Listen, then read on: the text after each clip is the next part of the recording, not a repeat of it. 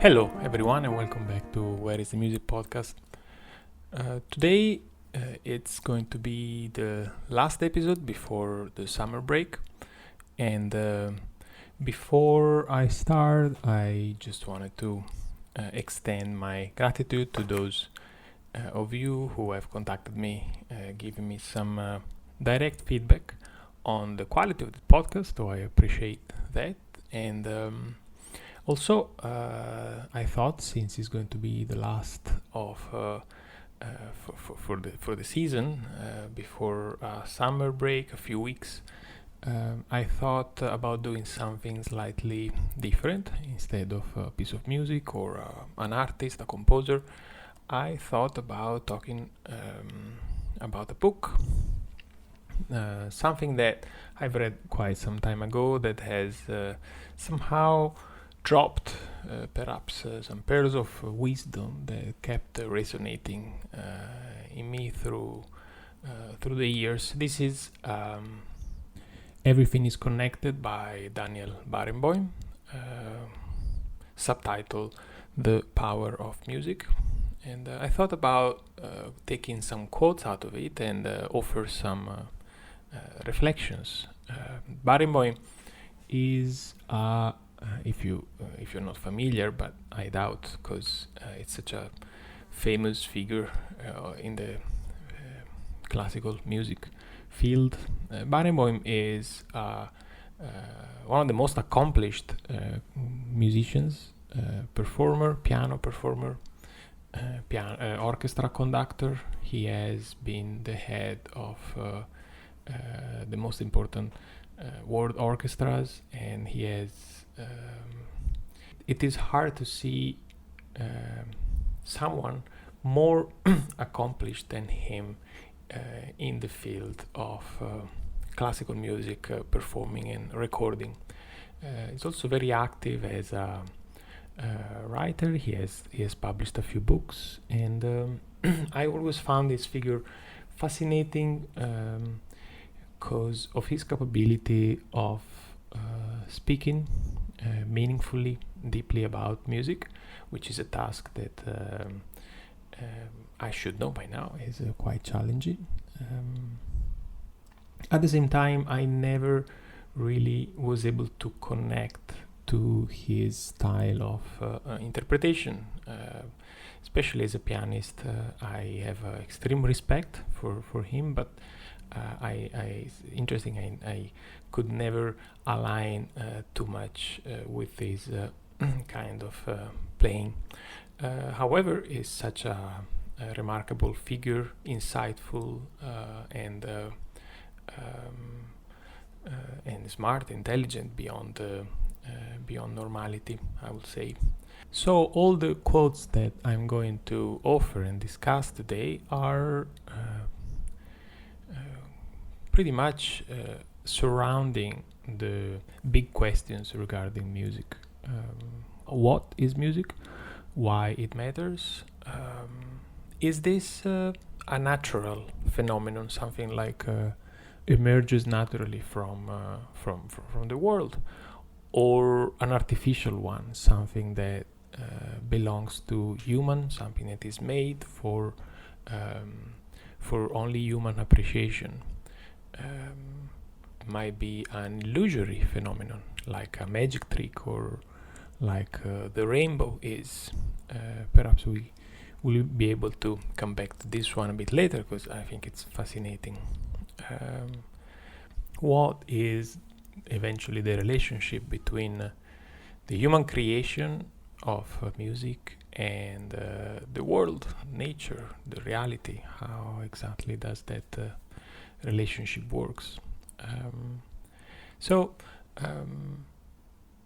Let's start with the first quote. Here, a passage of the book. Daniel Barenboim speaks. After careful observation, we notice that the relationship between sound and silence is the equivalent of the relationship between a physical object and the force of gravity. An object that is lifted from the ground demands a certain amount of energy to keep it at the height to which it has been raised.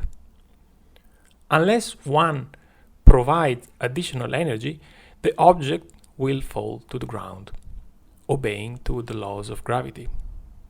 In much the same way, unless sound is sustained, it is driven to silence. The musician who produces a sound literally brings it into the physical world. End of quote. So, in a sense, here it seems to be saying something at once quite deep, but also quite obvious.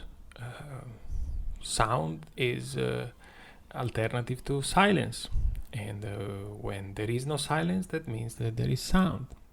So why is this so interesting, and especially what does it have to do really with music? Well, the obvious part of it, we might perhaps elaborate it quickly, is he's putting in words something that relates to the acoustic phenomenon of sound. Let's review it. Every time we play an instrument, we impart some kinetic energy onto the instrument, and that kinetic energy transforms into vibration and makes the air vibrating so that it reaches our ear in the form of sound. Sound is what we perceive that air vibration to be. So nothing is created out of nothing, obviously. It is a normal physical process. But this puts the light on a remarkable phenomenon. Music instruments are incredible at allowing this channeling of kinetic energy into vibration. Not just any kind of vibration, but a vibration that is so specific and so under control that creates sound that is acoustically, I would say, orderly. Think of it in this term. If I drop, let's say, a bunch of objects on the floor, I don't know, plates or cutleries, it would make a lot of noise, right? But that sound, of course, is the result of the kinetic energy and laws of gravity that attracts the objects on the floor. But that sound would be extremely chaotic, short, loud, and would be a lot of different materials hitting the floor, creating different pitches in a very non-orderly way. Now, that same kinetic energy can be used in a musical instrument to be transformed in something like this. That sound that you just heard, it's a A at my piano, follow the same exact transformation of kinetic energy into vibration that a bunch of cutlery ruined on the floor. So it's pretty remarkable in a sense that such a note that I just played, I think it's a 440 small little vibration in 1 second. It is the result of a small action on my part, but an incredible amount of energy held by my piano. You know, the metal strings are held by these metal nails inserted into the wooden board, and that tension, I mean, in order for the string to stay at that tension, there is an incredible amount of force. So we are somehow under the illusion that we play the piano with just a very simple motion of a finger, but the reality is that that note is the result of an incredible amount of effort on the part of the musical instrument, and of course which has been mastered after centuries of tradition of instrument buildings, etc. And so this is probably what I meant in the beginning when I suggested that perhaps music is an illusion. Well, we hear sound as a linear, perhaps as a single identifiable item, but it is a very non-natural phenomenon. It is so unlikely, so improbable that in nature a sound like this will occur, exactly because the amount of energy, kinetic energy and design required to make the sound happen can only happen after hundreds of years of tradition and under a lot of and after a lot of design work and effort on the part of instrument builders and musicians and artists. So this is to me a fascinating way of thinking. But let's continue in the more interesting probably aspect of the quote by Barenboim, the relationship between sound and silence. There is something deeper in that.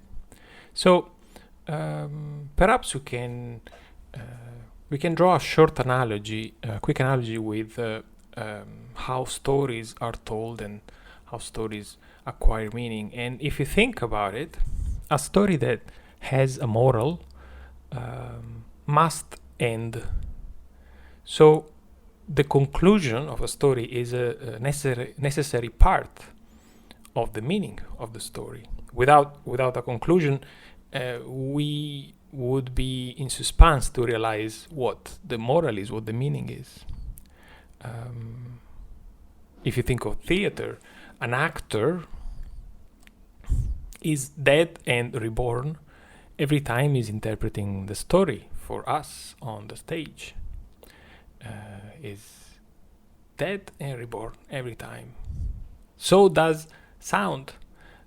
It needs to decay into silence in order to be relatable to us.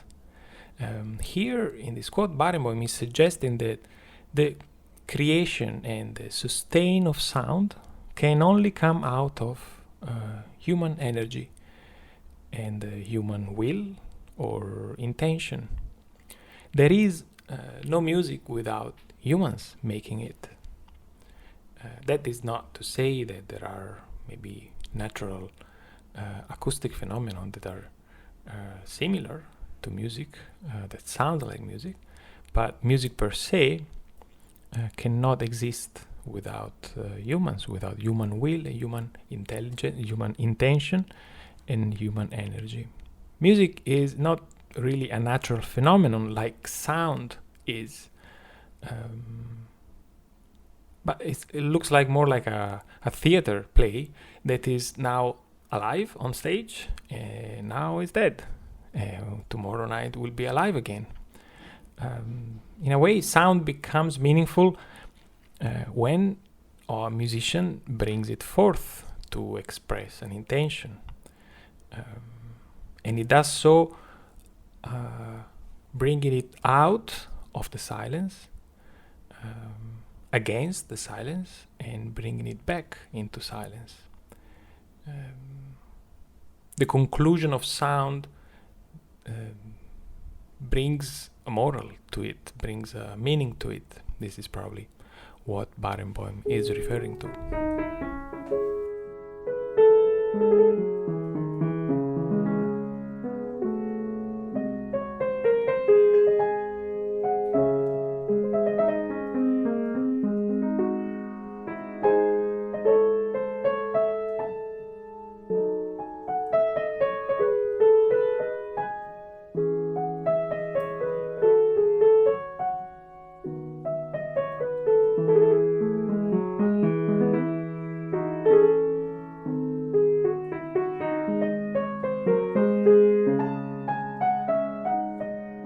And in a separate passage, he continues, quotes, "Furthermore, when playing music, it is possible to achieve a unique state of peace, partly due to the fact that one can control through sound the relationship between life and death.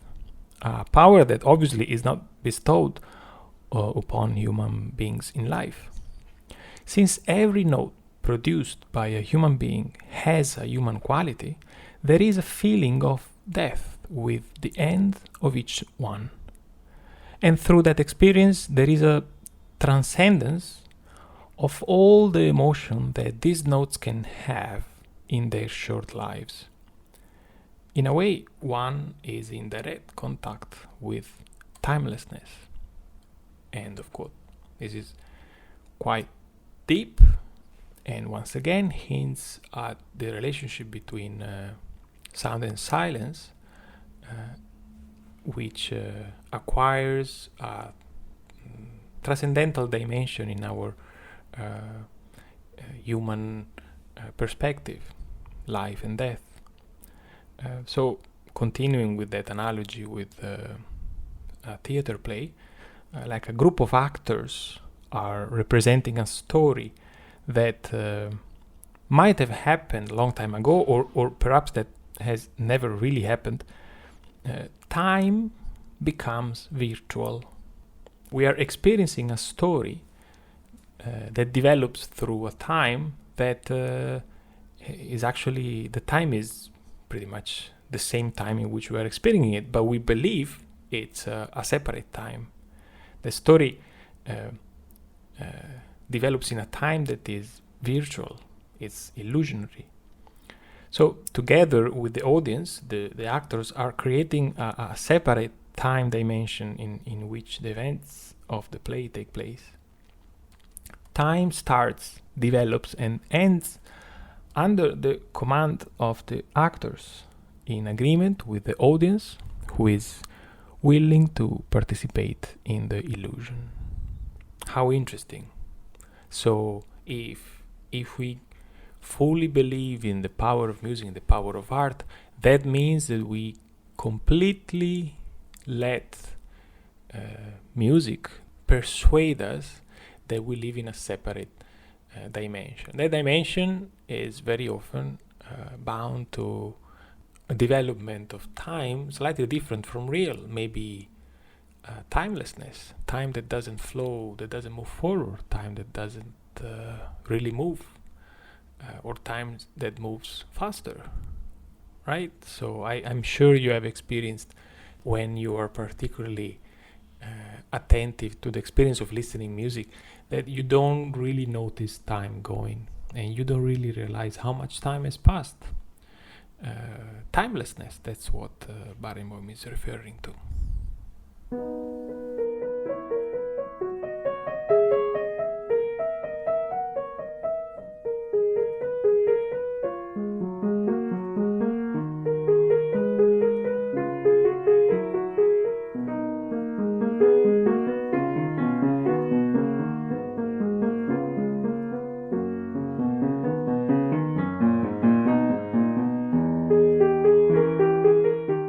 Legend has it that the 8th century Arab poet Abu Nuwas once visited Khalaf al-Hamar to seek his advice on how to write poetry, and was told to begin by memorizing 1,000 poems. After having accomplished the task, he recited them from memory to the master, who now instructed him promptly to forget them. This fable, oversimplified though it is, describes exactly the process that a musician must undergo when studying an unfamiliar work. In other words, the structure of a work must become so internalized in the mind of the musician that intellectual thought during the performance is no longer necessary. On the other hand, he may trust that his spontaneous promptings arise from his deep knowledge of the work and not from a personal whim. End of quote. This passage, I think, is more directed to those of us who play an instrument. As a teacher, I've often been asked, how am I supposed to perform this incredible, huge amount of very detailed actions in a very precise sequence, in a precise amount of time. How am I supposed to do all of that? Well, what is Daniel Barenboim hinting at here is the difference between conscious and unconscious knowledge, or conscious and unconscious learning. There is a great amount of things that we can learn consciously. This is what we do, but in order to pile up one layer of control over another, one layer of actions over another, we need to let the first layers become unconscious. The question on how to do this, well, it's obviously a very complicated question, but it's also a very personal one. Certainly, I became better at it through the years, not just because of experience and practice, and just by doing it more often, as per very many practical things. Just by doing them more, one learns to do them better and more efficiently. But also, perhaps is something that one acquires with age, I don't know, but I think I benefited in the years from considering my artist self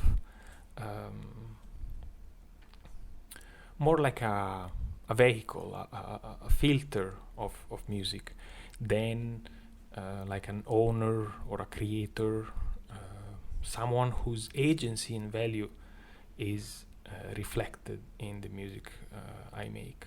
This is to say that there is a whole lot I can do through conscious learning, but in the years I perhaps started appreciating much more the amount of things that one can do just by letting things work themselves out. For example, if I have to repeat 1,000 times a passage, well, I'll just do it. It has to be done because it doesn't sound right. And this is a way of being less in command. We are just submitted to something that needs to be taken care of, rather than 1,000 times shall be enough. If after 1,000 times it's still not good, well, let's do another 1,000. I know it's a harsh reality, but one might put in this way that letting go of our own ego, in a sense, might help us in actually achieving what we strive for, what we aim for. In this way, to me, at least, learning has become more of an open route, something in a way limitless, but at the same time always imperfect, rather than evaluating what I've learned or how I improve my music. I try to just stick to the playing and the listening. I prefer now to just do the experience, having the experience of music, rather than learning notes or learning pieces or pages or techniques. I just play them, however imperfectly and inaccurately that will result. This is what I mean when I say I prefer just to be the filter, the vehicle of music, rather than the so-called master and commander. The quote from Daniel Barenboim also, the fable refers to this 1,000 poems, and obviously to learn by heart 1,000 poems, it's a lot. I don't know how to do it. I don't know if I've ever done it myself, but what I know is that knowing another poem is better. I like it more. There is a lot of work to do, but in a sense, if I enjoy poetry, if I enjoy music, I will just add another bits, another passage, another piece, another work, regardless how many I think I need to achieve, or how much do I think I need to know? This is what I meant by limitless.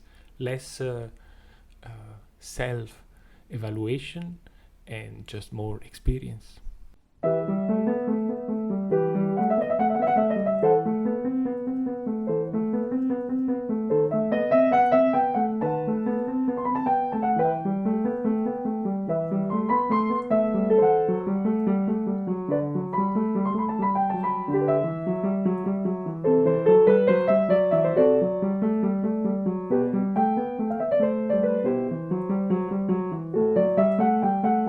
In another passage, Barenboim writes, quote, "Thus emerges the impossibility of separating elements, the perception that everything is connected, the need always to unite logical thought and intuitive emotion.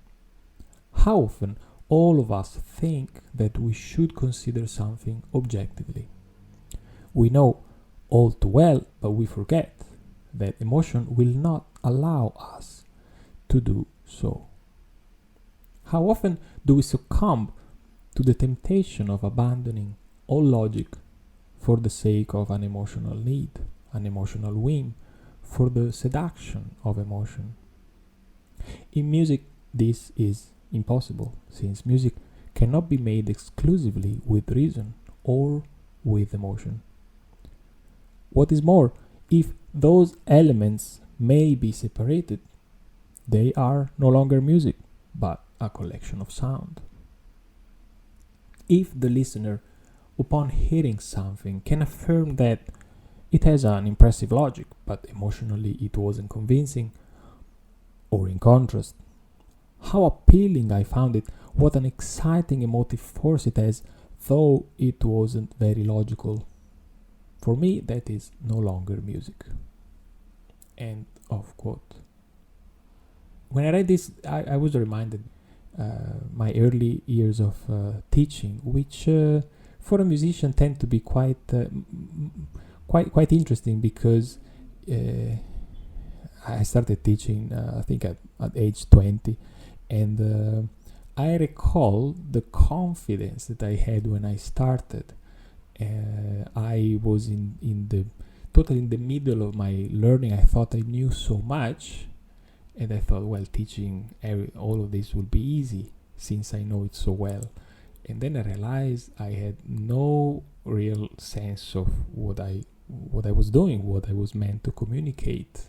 And one of the very first time as a teacher that I noticed something along the lines of what Barenboim is writing is I had two students, I think somewhere between the age of 8 and 10 or 11 years old. They were quite different. One was a girl, I think she was either 10 or 11, and she was, say, very methodical, very rational, very smart, and also quite talented, and also, I would say, very controlled. And she really liked to read music from the score. And at the same time, I had another student, maybe a bit younger, probably 8 years old, a boy, who was not interested at all in reading music from the score. He was very impulsive, I would say very, very impulsive, extremely expressive, also musically talented, interested. They were both very interested in music. But here, my conundrum at the time, because such completely diverse approach to music require two completely almost opposite methods of teaching and methods of learning. I noticed how, for the girl, the methodical, rational one, she needed very clear instructions, very detailed approach, and once she had all of that under the control of her fingers, you could see how much emotion she would be able to express in performance. So once again, there is a moment in which, at the time, she was able to merge the two dimensions and trigger the initial, let's say, the opening door was through a very rational, methodical approach. While in contrast, the boy was doing exactly the opposite.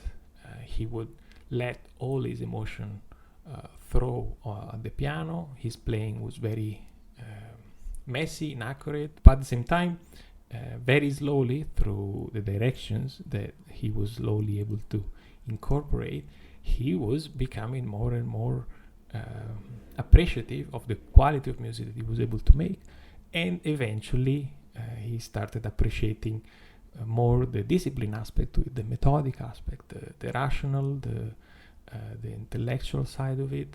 So once again, he reached the same or a similar place of music appreciation, music learning, but starting from the exact opposite, starting from the emotional side. How interesting! I mean, that was still after roughly 20 years, an experience that was quite telling.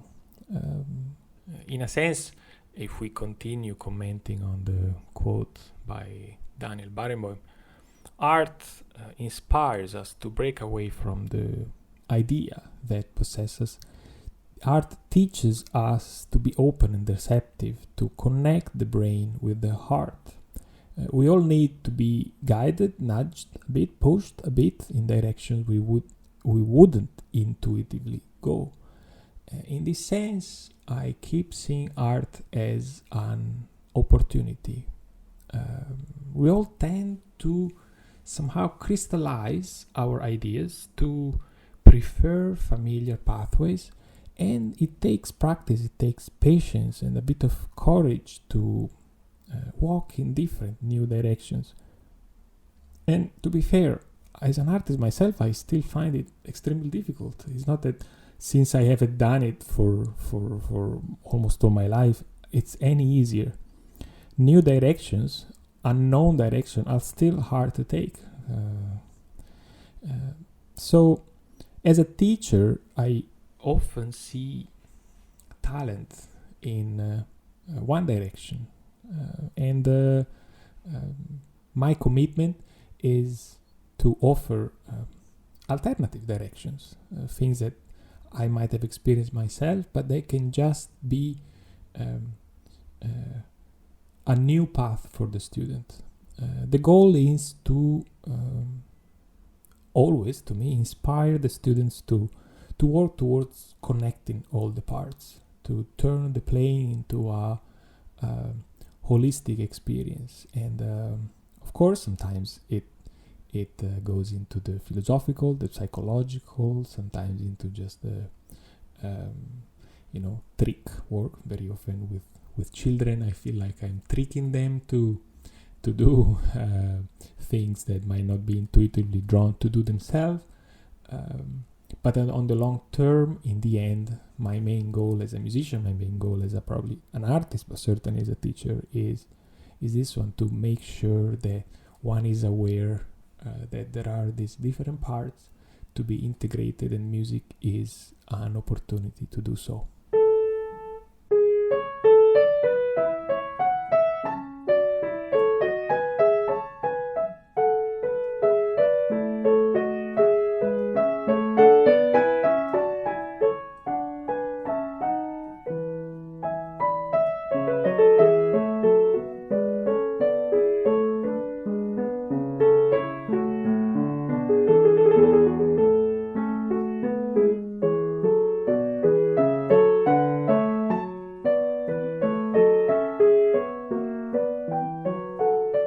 The very idea of questioning requires the will and the courage to learn in stages, without any guarantee of acquiring knowledge at the end of the process. The search for a system, on the other hand, is the beginning of the basis of ideology and fundamentalism. End of quote. This is interesting. I mostly agree. I wouldn't know if the search for a system is the beginning of ideology and fundamentalist, but I certainly know and I agree that questioning requires will and courage. Once again, this is probably more directed to those of us who play an instrument and want to learn how to play better. So what is learning then? We all strive to understand a system, to master a system, at least a framework, which we would then use to learn what is yet unknown. So the need for a system is quite understandable, but in music, this need hides the core problem, or possibly the most important aspect of music, which is that there are no two beautiful pieces of music that are made using the same system. Each work of art demands a new approach. It requires your creative skills. In music, it is also tricky to aim at the learning, because learning is traditionally related to concept, information, ideas, while after an hour of practice or listening to music, it is often very difficult to put your finger exactly on what one has learned. Is it? The will and the courage that Barenboim is referring to is the will to put more effort than we planned. The will to create despite objectable results. The will to try again until it works, and even not knowing if it will ever work. The courage to accept defeat, to realize that whatever we are doing is still not working. The courage to try again, even though it has never worked so far. So I often say, especially to some of my let's say mature students, how practicing is a therapeutic activity, because it really demands us to get rid of our preconceptions and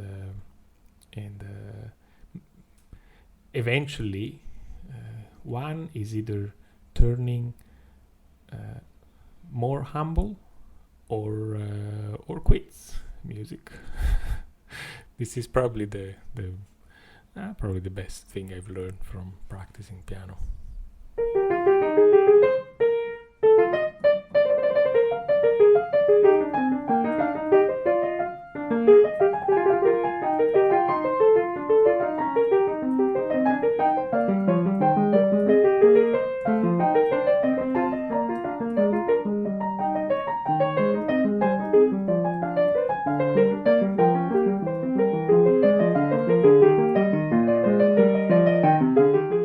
Okay, we've reached the last quote.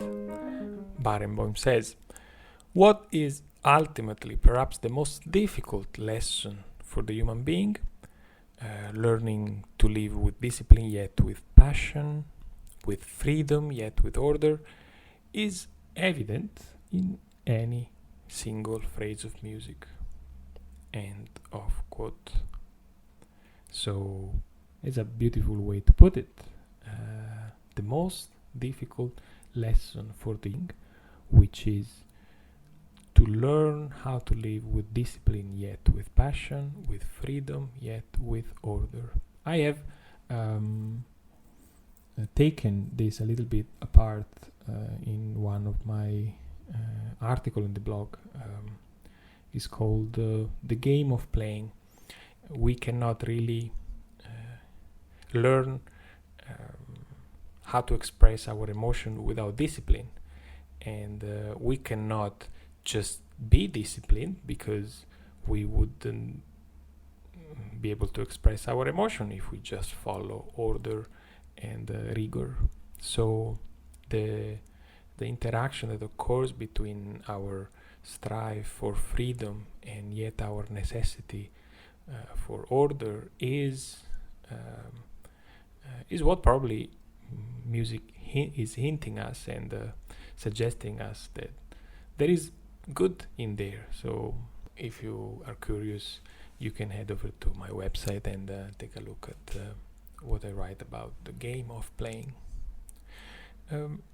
As to conclude, I will just read a final short quote that I find interesting and funny by Daniel Barenboim. This is from the book Everything is Connected, The Power of Music, and he writes, "The paradox consists in the fact that music is only sound, but sound in itself is not music." And that's it. I'm gonna leave you with with this possibly very deep, possibly not deep at all, reflection on the nature of music. Thank you for being with me today, for tuning in and following this intellectual trajectory today. I hope you enjoyed. You know that the podcast is available in many platforms and is also available on YouTube. You can leave a comment there if you enjoyed it, or if you didn't enjoy it. I'm happy to hear your thoughts about it. If you want to suggest some topic for the future, you feel free to do so. And I will continue releasing episodes in September. Now it's a summer break, so I hope you all will have a great summer, and to see you again on Where is the Music podcast. Bye bye.